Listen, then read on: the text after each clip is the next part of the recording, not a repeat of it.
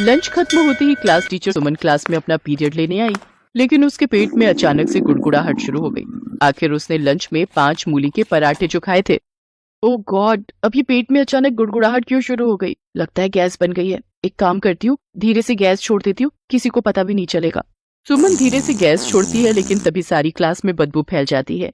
ओ छी छी, कौन है? किसने पादा क्लास के अंदर? लगता है किसी ने लंच में मूली खाई है और ये उसी का नतीजा है। इतनी बुरी भी नहीं है जितना ये स्टूडेंट्स कह रहे हैं। सब चुप रहे, तभी सुमन टीचर बोली, अच्छा चलो, अब सब ये बात का बहाना लगाकर पढ़ाई से मत भागो और चुपचाप अपनी बुक्स निकालो। बेचारे स्टूडेंट्स मुंह पर हाथ रखकर पढ़ाई करने लगते हैं। कुछ देर बाद पीरियड खत्म होता है और सुमन टीचर टॉयलेट में जाकर जोर जोर से पाद मारने लगती है। सचमुच पेट में जो इतनी देर से बोझा लिए घूम रही थी, अब जाकर हल्का हुआ है। सुमन ऐसी पदोड़ी है, उसे बिल्कुल भी तमीज नहीं है। वो कहीं भी कभी भी पाद मार देती है। उसका पति महेश उसकी इस हरकत से बहुत परेशान था। सुमन, तुम्हारी ये बचपन की आदत अभी तक नहीं गई। तुम कभी भी कहीं भी शुरू हो जाती हो। अरे अब तुम बड़ी हो गई हो और एक शिक्षक हो। एक शिक्षक को ये सब शोभा नहीं देता। अरे महेश, ये तो नेचुरल है। अब शिक्षक हो तो क्या पाद मारना छोड़ दूं? आप भी ना कैसी बातें करते हो। अरे मेरे कहने का मतलब है कि उल्टी सीधी चीजें खाना छोड़ दो और कुछ हेल्दी और पौष्टिक जैसे फल सब्जियां ये सब खाया करो। महेश, तुम खुद ही खाओ घास फूस। मुझे तो चिकन मटन जंक फूड ये सब खाना ही अच्छा लगता है। एक दिन सुमन टीचर को स्कूल में कमजोरी महसूस हुई, साथ ही उसे बुखार भी आ गया। तो वो स्कूल से सीधा डॉक्टर के पास गई, जहां डॉक्टर ने उससे कहा, देखिए मैडम, ज्यादा मांस खाना सेहत के लिए हानिकारक हो सकता है। लिवर खराब हो सकता है। तुम्हारे लिवर की कंडीशन कुछ ठीक नहीं है। नॉन वेज और बाहर का तला हुआ जरा कम खाया करो। लेकिन सुमन पर किसी की बातों का असर कहाँ होने वाला था। दवाई खाकर ठीक होते ही वो स्कूल से छुट्टी होने के बाद सीधा रेस्टोरेंट गई और वहाँ ढेर सारा चिकन और जंक फूड खाने लगी और फिर घर आकर गंदी गंदी बातें मारने लगी। ऐसे दिन बीतते गए। एक दिन सुमन स्कूल बस से घर लौट रही थी कि तभी उसने इतनी गंदी बात मारी कि बेचारी ड्राइवर का तो सर ही घूम गया और बस सीधे एक पेड़ से जा टकराई। लेकिन शुक्र है कि किसी को कोई चोट नहीं आई। घर आकर हंसते हुए उसने ये बात अपने पति को बताई। पता है महेश, आज मैंने बस में आते हुए इतनी बदबूदार पाद मारी कि उसकी स्मेल से तो ड्राइवर के होश ही उड़ गए और बस एक पेड़ से टकरा गई। ये बिल्कुल भी ठीक बात नहीं है सुमन। देखना, एक दिन जब स्कूल में सबके सामने तुम्हारा भांडा फूटेगा ना, तो तुम्हें बड़ी ही शर्मिंदगी होगी।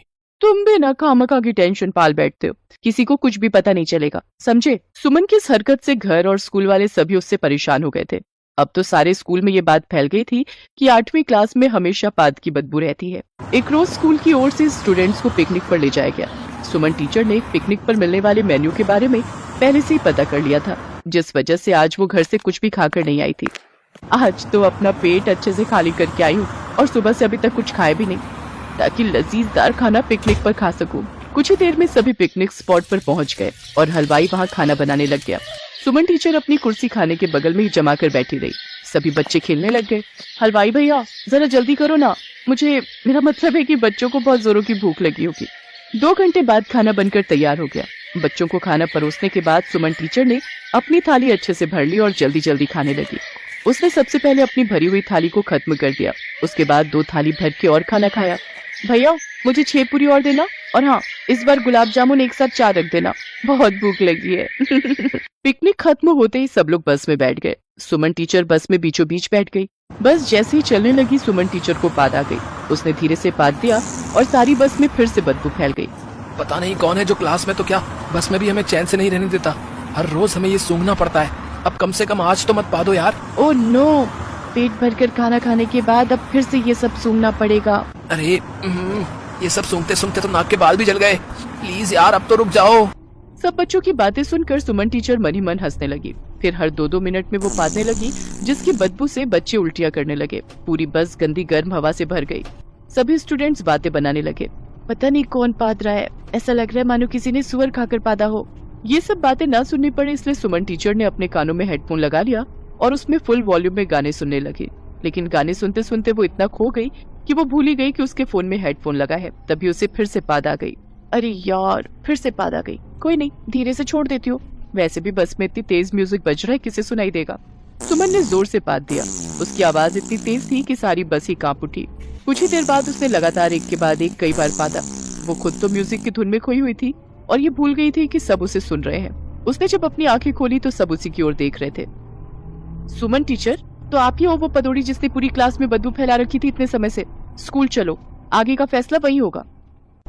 कुछ देर बाद सभी स्कूल पहुंच गए, जहां प्रिंसिपल मैडम तक सारी बात पहुंच गई। जी सुमन मैडम, आपसे हमें ये उम्मीद बिल्कुल नहीं थी। एक टीचर होकर ये सब हरकतें, तुम्हें इसके लिए स्कूल से निकाला जाता है। मुझसे गलती हो गई, सॉरी मैडम। लेकिन सुमन टीचर को स्कूल से निकाल दिया गया और वो शर्म से ढेर ढेर हो गई। इसलिए कहता था तुम्हें कि कुछ हेल्दी और लिमिट से खाया करो।